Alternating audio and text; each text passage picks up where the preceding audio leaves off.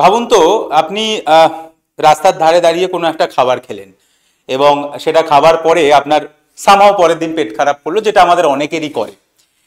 পেট খারাপ হলো, আপনি হয়তো নিজেই ডাক্তারি করলেন, নিজেই নিজের মতো ওষুধ খেলেন, যেটা একদমই করা উচিত না, তবুও করলেন। আপনার লুজ স্টুল হচ্ছিল, ডায়রিয়া হচ্ছিল, পাতলা পায়খানা হচ্ছিল এবং ঠিক হয়ে গেল, সেটা 1-2 দিনের মধ্যে ঠিক হয়ে গেল। আপনি ভাবলেন যাক ঠিক আছে, আমার নিজের ডাক্তারি বোধহয় ভালোই আছে, যাই হোক সেটা আলাদা কথা। যাই হোক, আপনার যে লুজ স্টুল হচ্ছিল, আপনার যে ডায়রিয়া হচ্ছিল, সেটা পুরোপুরি সেরে গেল। তার 1 সপ্তাহ 2 সপ্তাহ পরে একদিন আপনি সকালবেলা ঘুম থেকে উঠেছেন, আপনি চোখ খুললেন, হঠাৎ করে চোখ খুলে আপনি উঠতে যাবেন বিছানা থেকে, আপনি দেখছেন আপনি আর বিছানা থেকে উঠতে পারছেন না। আপনার দুটো পা আর আপনি মুভ করতে পারছেন না, আপনি ফিল করতে পারছেন না আপনার পা বলে কিছু আছে। আপনি হাত নাড়াতে গেলেন, আপনি দেখলেন যে আপনি হাত দুটো নাড়াতে পারছেন না, হয়তো আঙুল একটু হালকা নাড়াতে পারছেন কিন্তু হাত নাড়াতে পারছেন না। আপনি ডাকতে গেলেন, ওগো শুনছো, আপনি দেখলেন আপনার কথাটা জড়িয়ে গেছে এবং আপনি কথা বলতে পারছেন না। আপনার বয়স 30-32, এই বয়সে স্ট্রোক হওয়াটা খুব আনলাইকলি এবং আমরা কেউ কিছু বুঝতে পারছি না। এবং একটা অদ্ভুত জিনিস হয়েছে, মোট কথা আপনার গোটা শরীরটা প্যারালাইজড হয়ে গেছে হঠাৎ করে, আকস্মিক। এবং আপনি ডাকতে পারছেন না, আপনি বুঝতে পারছেন যে আপনি নড়তে পারছেন না, আপনার জ্ঞান রয়েছে কিন্তু আপনি কিছু করতে পারছেন না। এরকম একজন প্রথমবার আমি এরকম একজন পেশেন্ট পাই মেডিকেল কলেজের এমার্জেন্সিতে, এবং আমি ভাবলাম যে এটাকে নিয়ে একটা ভিডিও বানানো যেতে পারে। কারণ আজকে এই সোশ্যাল মিডিয়ায় পরোটা আর বিরিয়ানির কন্টেন্টের মাঝে আমার বারবার মনে হলো যে এমন কিছু কন্টেন্ট থাকা দরকার যেগুলো হয়তো অ্যাকচুয়ালি মানুষের কাজে আসবে, যাতে মানুষ যদি কখনো এরকম সমস্যায় পড়ে, এরকম বিপদে পড়ে, তাহলে সে নিজেকেও ভরসা দিতে পারবে বা পাশের কারুর হলে সেখানেও ভরসা দিতে পারবে। তো সেই জন্যই আজকের এই ভিডিও, পেট খারাপ থেকে প্যারালিসিস। আমি জানি না আপনি কোথায় দেখছেন এই ভিডিওটা, ইউটিউব না ফেসবুকে, যেখানেই দেখুন। লাস্ট ভিডিওটায় প্রচুর মানুষ দেখেছিল, তার জন্য ধন্যবাদ। আর আমি শুরুতেই যে কথা বলি, যারা নিট অ্যাসপিরেন্ট তারা চাইলে আমার টেলিগ্রাম চ্যানেল জয়েন করতে পারে, যেটার লিঙ্ক আমি কমেন্টে দিয়ে রাখবো। তো শুরু করা যাক। একটা সামান্য পেট খারাপ থেকে গোটা শরীরের প্যারালিসিস কিভাবে হলো। আমরা একদম মাধ্যমিক লেভেলে ফিরে যাই, কারণ আমি সবসময় বলি, আমি পড়ানোর সময়ও বলি, যখন আমি নিটের জন্য পড়াই, যে সবসময় বেসিক থেকে শুরু করা উচিত। এবং আমি সবসময় যখন পড়াই বা বলি, আমি ধরে নিই উল্টো দিকের মানুষটা কিচ্ছু জানে না এবং সবটা জানানোটাই আমার কাজ। তো আমি একদম মাধ্যমিক লেভেলে ফিরে যাই। আমি এই ছবিটার সঙ্গে কম বেশি সবার পরিচয় রয়েছে, আমি হয়তো অতটা ভালো আঁকিনি, কিন্তু মাধ্যমিকে এই ছবিটা আসলে আমরা সবাই খুব খুশি হতাম। কারণ আমাদেরকে পরীক্ষায় প্রশ্ন দিত, একটি নিউরনের চিত্র আঁকো, 8 নম্বর থাকতো, পয়েন্টিং করতে হতো এবং ছবি আঁকতে হতো। তো এই একটা ছবি আঁকতাম এবং যতগুলো বাকি ছবি থাকতো, নেফ্রন, চোখ, হৃৎপিণ্ড, তার মধ্যে নিউরনের ছবিটা আঁকা আমার মনে হয় তুলনামূলক সহজ থাকতো। তো এইটা হচ্ছে একটা নিউরনের একটা ছবি। নিউরন কি? নিউরন হচ্ছে বেসিক্যালি যেটা আমাদের শরীরের এই সমস্ত ব্রেন বা স্পাইনাল কর্ড, যেটাকে আমরা বলি সুষুম্না কাণ্ড, বা আমাদের শরীরে যত নার্ভ রয়েছে, এই সব কিছুকে যে তৈরি করে, যে সেলটা তৈরি করে, যে কোষটা তৈরি করে, তার নাম হচ্ছে নিউরন। তাহলে নিউরন কি? নিউরন হচ্ছে আমাদের বডিতে যত এই স্নায়ুতন্ত্র ঘটিত জিনিস রয়েছে, মানে তোমার মস্তিষ্ক, স্পাইনাল কর্ড, কিংবা শরীরে যত নার্ভ যেগুলো সারা শরীরে ছড়িয়ে রেখেছে, যার সাহায্যে আমরা হাঁটাচলা করতে পারছি, আমরা টাচ করলে বুঝতে পারছি, আমাদের ব্যথা দিলে বুঝতে পারছি, এই সব কিছু যে তৈরি করছে সে হচ্ছে এই নিউরন। এবং নিউরনে এই একটা জিনিসকে আমি দেখাতে চাই, আমি জানি না অনেকের হয়তো মনে আছে, অনেকের মনে নেই। এই জিনিসটা কি মনে আছে? এই জিনিসটাকে আমরা বলতাম মাইলিন শীথ। এই জিনিসটাকে আমরা বলতাম মাইলিন শীথ। এই জিনিসটাকে আমরা বলতাম মাইলিন শীথ। তাহলে এটা হচ্ছে নিউরনের একটা অংশ, মাইলিন। আমি শুধু এইটুকু বললাম। এইবার এইটা বোঝা দরকার, যেরকম আমি বললাম যে এইটা হচ্ছে আমাদের মস্তিষ্ক, ব্রেন, যেটা এই খুলিটার মধ্যে রয়েছে, এবং মস্তিষ্ক থেকেই তৈরি হয়েছে নিচের এই জিনিসটা, যেটাকে আমরা বলি স্পাইনাল কর্ড বা সুষুম্না কাণ্ড। তাহলে এইটা হচ্ছে আমার ব্রেন, আর এইটা ব্রেন থেকেই তৈরি হওয়া আমার একটা জিনিস, যেটার নাম হচ্ছে সুষুম্না কাণ্ড বা স্পাইনাল কর্ড, যেটা এই আমাদের এই মস্তিষ্ক এখানে খুলির মধ্যে রয়েছে, এবং মস্তিষ্ক থেকে সুষুম্না কাণ্ডটা এই শিরদাঁড়ার মাঝখান দিয়ে নিচের দিকে নেমে গেছে। এবং বেসিক্যালি যেরকম বললাম এই ব্রেন এবং স্পাইনাল কর্ডও নিউরন দিয়ে তৈরি, যেটা ছবি একটু আগে এঁকেছিলাম, মানে নিউরন জুড়ে জুড়েই এই গোটা জিনিসটা তৈরি হয়েছে। এবং এই ব্রেন এবং স্পাইনাল কর্ড থেকেই সমস্ত নার্ভ বেরোয়, যেটা আমাদের সবকিছুকে কন্ট্রোল করে। মানে এই যে আমি খুব বাজে এঁকেছি, কিন্তু এই যে আমাদের দুদিকের যা দুটো হাত পা, এই যে দুটো হাত কিংবা দুটো পা কিংবা ফুসফুস কিংবা হার্ট, হৃৎপিণ্ড কিংবা মুখ, এই সব কিছুকে কন্ট্রোল করে যেটা, সেটা হচ্ছে নার্ভ। তাহলে এরা কারাই? লাল দিয়ে যেগুলো দেখিয়েছি এগুলো সব হচ্ছে আমাদের শরীরের বিভিন্ন নার্ভ, যেটাকে আমরা নার্ভ বলি চলতি কথা। নার্ভ নার্ভ তার মানে কি? আমাদের শরীরে যত অঙ্গ প্রত্যঙ্গ রয়েছে তার সঙ্গে এই ব্রেন এবং স্পাইনাল কর্ডের যে কানেকশন, যেই গোটা শরীরটাকে এই ব্রেন এবং স্পাইনাল কর্ডের সঙ্গে যুক্ত করেছে, সেটাই হচ্ছে সমস্ত নার্ভ। এবং অ্যাকচুয়ালি এই যে আমরা হাঁটাচলা করছি, আমরা কথা বলছি, আমরা দেখতে পাচ্ছি, এই সব কিছু কিন্তু হচ্ছে এই ব্রেন এবং স্পাইনাল কর্ডের মাধ্যমে। অর্থাৎ এই যে আমি হাতটা ছুঁলাম, এই হাতে এই ছোঁয়াটা আমি বুঝলাম কি করে? তার কারণ এইখান থেকে একটা নার্ভ সেই আমার এই টাচটা, আমার এই ছোঁয়াটাকে নিয়ে গেল আমার ব্রেনের মধ্যে, এবং সেই জন্য আমি বুঝতে পারলাম যে এটা আমাকে ছোঁয়া হয়েছে। ঠিক আছে, তেমনই আমি হাতটা এই যে নাড়াচ্ছি, হাতটা আমি কি করে নাড়াচ্ছি? কারণ আমার ব্রেন এই হাতকে সিগন্যাল দিয়েছে যে তুমি নড়ো, সেই জন্য আমি হাতটা নাড়াতে পারছি।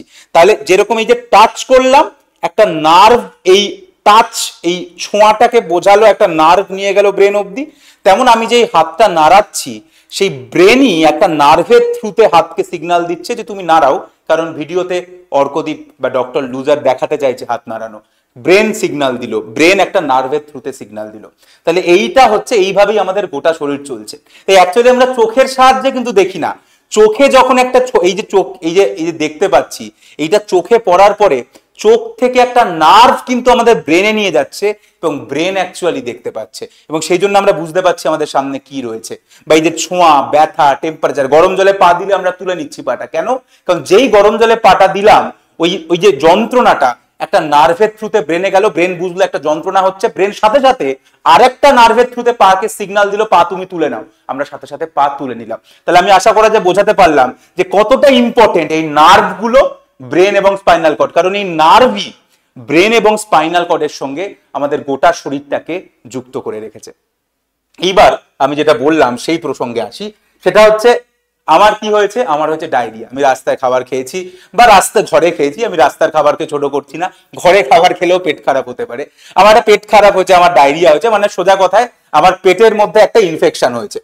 সোজা কথায় আমার পেটের মধ্যে, এইটা আমার পাকস্থলী ধরলাম, তো পাকস্থলীর মধ্যে বা পেটের যে কোনো টিউবের মধ্যে আমার একটা ইনফেকশন হয়েছে। তাহলে এটা আমি একটা ইনফেকশন ধরলাম, এটা আমার একটা ব্যাকটেরিয়া, আমি দেখালাম ব্যাকটেরিয়াটাকে। এই ব্যাকটেরিয়াটা আমার পেটের মধ্যে একটা ব্যথা করেছে, ব্যথা হচ্ছে আমার এই ইনফেকশনের জন্য, আমার পাতলা পায়খানা হচ্ছে, ডায়রিয়া হচ্ছে, এই ব্যাকটেরিয়াটার জন্য হচ্ছে। এবং আমরা অ্যান্টিবায়োটিক খাই, আমরা জানি, আমি নামগুলো বলছি না, কারণ আমি কোনোভাবেই বিনা ডাক্তার দেখিয়ে ওষুধ খাওয়াটাকে একেবারেই এটা ভয়ঙ্কর ব্যাপার। তাই সবসময় যখনই কারোর শরীর খারাপ হবে ডাক্তার দেখান, ওষুধের দোকানে গিয়ে বলবেন না যে পেট খারাপ হচ্ছে আমাকে ওষুধ দিন। যাই হোক, তো এই ব্যাকটেরিয়াটা সোজা কথায় আমি বাইরে থেকে আমার শরীরে ঢুকেছে, রাস্তার খাবার খাওয়া বা ঘরের খাবার খাওয়া, যে কোনো কারণেও আমার পেটের মধ্যে ঢুকেছে, বা আমি নোংরা হাতে খেয়েছি সেই জন্য ঢুকেছে, এবং এইটা আমার পাতলা পায়খানা করাচ্ছে, পেট ব্যথা করাচ্ছে। এবং যখনই এরকম হয় তখন আমাদের শরীর কিন্তু চেষ্টা করে, মানে আমি যদি ওষুধ নাও খাই, অবশ্যই ওষুধ খেতে তো হবেই, কারণ আমি দেরি করতে চাই না, বা আমি চাই না যেটা হয়ে যাক, কিন্তু আমাদের বডি, আমাদের শরীর কিন্তু চেষ্টা করে এইটা থেকে মুক্তি পাওয়ার। অর্থাৎ যখনই আমাদের শরীরে বাইরের কোনো শত্রু ঢোকে, যেরকম এখানে এই ব্যাকটেরিয়াটা ঢুকেছে, তখনই কিন্তু আমাদের শরীর চেষ্টা করবে এই ব্যাকটেরিয়াটাকে মেরে ফেলা। সেই জন্য আমাদের শরীর একটা জিনিস তৈরি করবে, যেটাকে খুব সহজভাবে বললে আমরা বলি, এরকম একটা জিনিস তৈরি করবে, যেটাকে আমরা বলি অ্যান্টিবডি। তো যখনই আমাদের শরীরে বাইরের কোনো শত্রু ঢোকে, তখনই আমাদের শরীর চেষ্টা করে, মানে ওষুধ বাদ দাও, ওষুধ এলে তো ভালো, ওষুধ আসলে ওষুধের মতো কাজ হবে, কিন্তু আমাদের শরীর চেষ্টা করে যে বাইরের শত্রুকে মেরে ফেলার, এবং তার জন্য আমাদের শরীর একটা অ্যান্টিবডি তৈরি করে, এই ওয়াই এর মতো দেখতে একটা জিনিস তৈরি করে, যাকে অ্যান্টিবডি বলে, এবং এই অ্যান্টিবডি এই ব্যাকটেরিয়াকে মেরে ফেলবে। খুব ভালো কথা, মেরে ফেললো। ওষুধ আমি খাই বা না খাই, আমার পেট, অনেক সময় আমরা ওষুধ খাই, অনেক সময় এমনি ঠিক হয়ে যায়। এমনি কেন ঠিক হয়ে গেল? কারণ অ্যান্টিবডি গুলো মেরে দেয় এই ব্যাকটেরিয়াটাকে, কোনো অসুবিধা নেই। অর্থাৎ এই অ্যান্টিবডি গুলো ব্যাকটেরিয়াকে মেরে দিল। কিন্তু 7-8 দিন পরে কি হলো, অ্যান্টিবডিগুলোর মুডটা একটু বিগড়ে গেছে। অ্যান্টিবডিগুলো হঠাৎ করে একটু মাঝে মাঝে বিগড়ে যায়। কেন বিগড়ায় কেউ জানি না। এইখানেই হয়তো এই জন্যই আমরা আজও ঈশ্বরকে বিশ্বাস করি। আমি জানি না আমি কারুর কোনো রকম বিশ্বাসে আঘাত আনতে চাইছি না, বাট কোনো কিছুর ব্যাখ্যা নেই। তবে কোনো একটা অদ্ভুত কারণে, আমরা যেটাকে চলতি কথায় বলে দিই পরিবেশের জন্য কিংবা শরীরের কোনো জিনের জন্য, আমরা জানি না কেন, সেটার উত্তর আমাদের কাছে আজও পরিষ্কার নয়, এই অ্যান্টিবডিগুলো হঠাৎ বিগড়ে যায়। অর্থাৎ অ্যান্টিবডিগুলো ব্যাকটেরিয়াকে মেরে দিয়েছিল, ভালো কথাও থেমে যেতে পারতো, কিন্তু ওনারা না, ব্যাকটেরিয়াকে শুধু মারলাম, শুধু ব্যাকটেরিয়াকে মেরে আমার ভালো লাগছে না, আমার আরেকটু কিছু করতে ইচ্ছা করছে। আরে ভাই, আর কিছু করার নেই, তুই ব্যাকটেরিয়াকে মেরে দিয়েছিস, তোর কাজ শেষ হয়ে গেছে, তুই শান্ত হয়ে যা। না, আমি শান্ত হব না, আমি আরেকটু ক্ষতি করি। কি ক্ষতি করলো? হঠাৎ করে গিয়ে যত নার্ভ রয়েছে, বলেছিলাম নার্ভ তৈরি হয় নিউরন দিয়ে, নিউরন জুড়ে জুড়েই নার্ভ তৈরি হয়, নার্ভের মাইলিন গুলোকে গিয়ে আমি একটু খেয়ে ফেলি। অর্থাৎ সমস্ত যে অ্যান্টিবডি গুলো তৈরি হয়েছিল, হঠাৎ করে ওরা এসে মাইলিন গুলোকে ধ্বংস করতে শুরু করে দিল, হঠাৎ করে, এমনি। কেন? কোনো কারণ নেই, কেউ জানে না কেন। হয়তো কোনো জেনেটিক কারণ, হয়তো তার শরীরে এমন কোনো জিন রয়েছে যেটা এটা করাচ্ছে, কিংবা পরিবেশের কোনো প্রাকৃতিক নিয়মে অদ্ভুত হঠাৎ করে অ্যান্টিবডি গুলো শুধু ব্যাকটেরিয়াকে মেরে আর ক্ষান্ত হলো না, সমস্ত মাইলিন গুলোকে গিয়ে মারতে শুরু করলো। অর্থাৎ নার্ভ, যে নার্ভ আমাদের এই গোটা শরীরটাকে ব্রেন এবং স্পাইনাল কর্ডের সঙ্গে যুক্ত করছিল, সেই সমস্ত নার্ভ গুলোকে ওরা ড্যামেজ করতে শুরু করে দিল হঠাৎ করে। রাত্রিবেলা হঠাৎ করে একদিন শুরু করে দিল। সকালবেলা চোখ খুললাম, বা যে চোখ খুললো, যার সঙ্গে এটা হয়েছে, সকালবেলা উঠে দেখলো সে আর পা নাড়াতে পারছে না, হাত নাড়াতে পারছে না। কি করে নাড়াবে? তার কারণ, যে নার্ভটা তার পা থেকে যাচ্ছিল সেন্স নিয়ে, বা যে তার পা নাড়ানোর নার্ভ, যেটাই হোক নিয়ে যাচ্ছে, বা যেটাই তার মানে পাকে সিগন্যাল দিচ্ছে, সেই সমস্ত নার্ভ গুলো ড্যামেজ হয়ে গেছে। কে ড্যামেজ করলো? অ্যান্টিবডি। অ্যান্টিবডির কি ড্যামেজ করার কথা ছিল? না। অ্যান্টিবডি কেন এসেছিল? ব্যাকটেরিয়াকে মারার জন্য।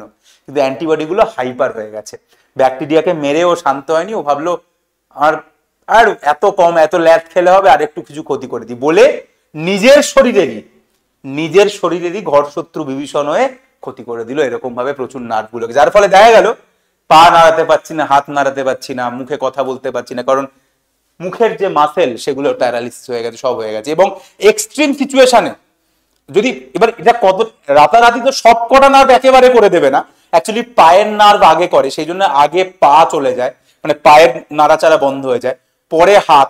ইভেন আমাদের যে মূত্রথলি, আমাদের যেটা মূত্রথলি, যেখানে ইউরিন জমা হয়, মূত্র যেখানে জমা হয়, সেটাকেও তো কোনো একটা নার্ভ কন্ট্রোল করছে, সেই নার্ভটাও ভোগে চলে যাবে, সমস্ত নার্ভ চলে যাচ্ছে। কিন্তু এটা তো আর 1 ঘন্টার মধ্যে সব নার্ভ একসাথে হবে না, একটা একটা করে নার্ভ হবে। তো জেনারেলি পায়ের নার্ভকে আগে করে, আস্তে আস্তে ওপরের দিকে ওঠে, পা করে, তারপরে পেটে করে, তারপরে হাতে করে, এরকম ভাবে ওপরের দিকে ওঠে। তো যাই হোক, তো অদ্ভুত, প্রথমে দেখা যাবে পা নাড়াতে পারছে না, তারপরে দেখবে হাত নাড়াতে পারছে না, তারপরে দেখবে মূত্র ধরে রাখতে পারছে না, কারণ যে নার্ভটা এই মূত্রথলিকে কন্ট্রোল করে সেটা বিগড়ে গেছে। এবং এক্সট্রিম সিচুয়েশনে যারা ফুসফুসকে কন্ট্রোল করছে, সেই নার্ভগুলো যদি ড্যামেজ হয়ে যায়, তাহলে ফুসফুস কাজ করা বন্ধ করে দেবে, শ্বাসকষ্ট হবে এবং মানুষের মৃত্যু হতে পারে।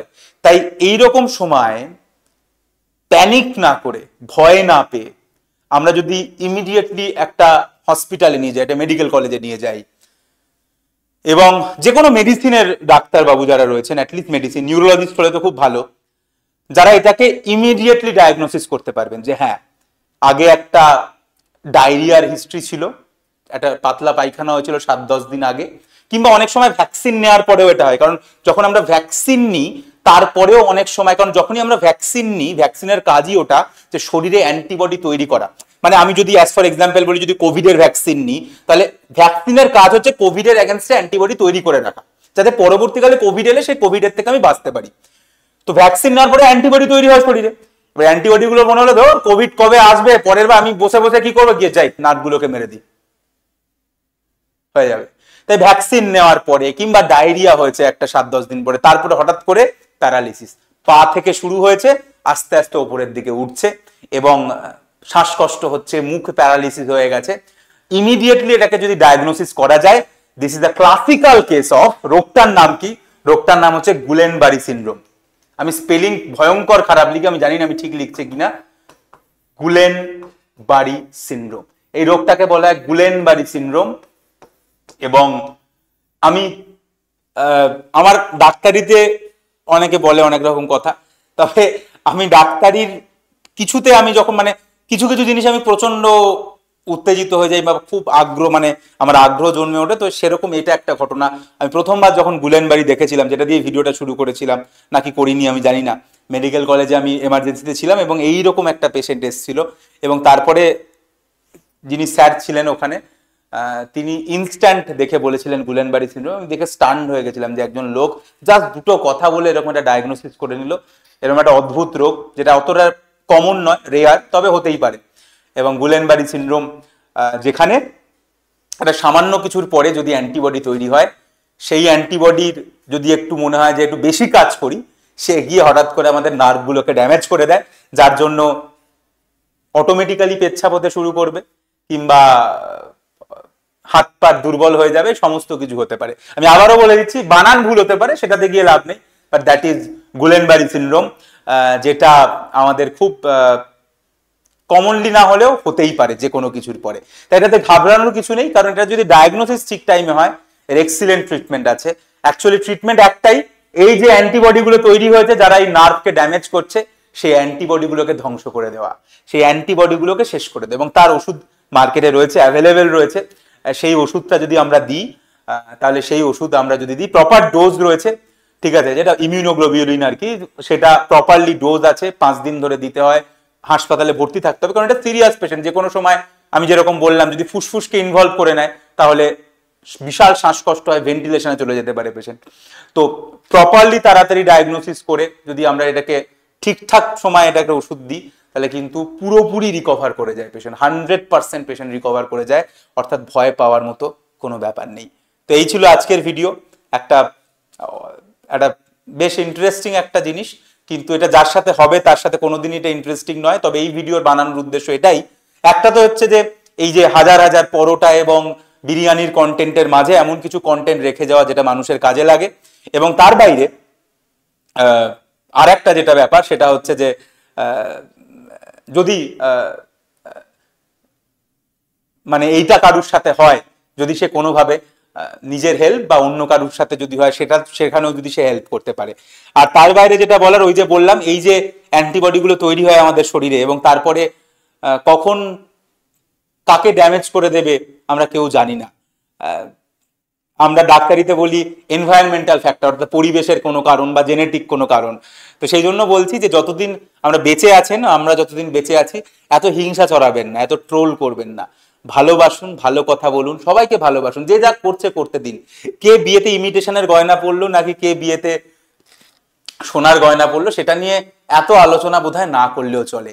যার যেটা ইচ্ছা সে সেটা করবে, যে যেটাই করছে আর একজনকে ট্রোল করার মতো কোনো ব্যাপার নেই। সমস্ত রাজু দ্বারা ভালো থাকুক, সমস্ত পকেট পরোটা আরো ব্যবসা হোক। আমি চাইবো যারাই ওদেরকে নিয়ে ভিডিও করেন তারা অ্যাটলিস্ট এমন কিছু যেন না করেন যাতে আলটিমেটলি তাদের ব্যবসা করতে অসুবিধা হয়। কারণ এই যে বললাম যে কোন দিন আমাদের পরিবেশ বিগড়ে যাবে, আমাদের জিন বিগড়ে যাবে এবং অ্যান্টিবডিগুলো আমাদের এগেনস্টেই যেতে শুরু করবে। তাই এটাই বলা আজকের মতো। এই ভিডিও ভালো লাগলে অবশ্যই, যদি যেখানেই দেখুন, ফেসবুক কিংবা ইউটিউব, যেখানেই দেখেন উল্টো দিকে চলে যাবেন, অর্থাৎ ফেসবুকে দেখলে ইউটিউবে গিয়ে ডক্টর লুজারটাকে একবার সাবস্ক্রাইব করবেন, ইউটিউবে থাকলে ফেসবুকে গিয়ে ডক্টর লুজারকে ফলো করতে পারবেন। আর যারা আমার নিটের স্টুডেন্ট তারা আমার টেলিগ্রাম লিঙ্ক, যেটা আমি ডেসক্রিপশনে রয়েছে বা কমেন্টে রয়েছে, সেটা দেওয়া থাকবে, সেটা লিঙ্ক করে জয়েন করে দিও। দেখাবে নতুন কোনো ভিডিওতে, ততদিন অবধি ভালোবাসা ছড়াও, কারণ কে বলতে পারে কোন দিন তোমার শরীরের এগেনস্টেই অ্যান্টিবডি জেগে উঠবে।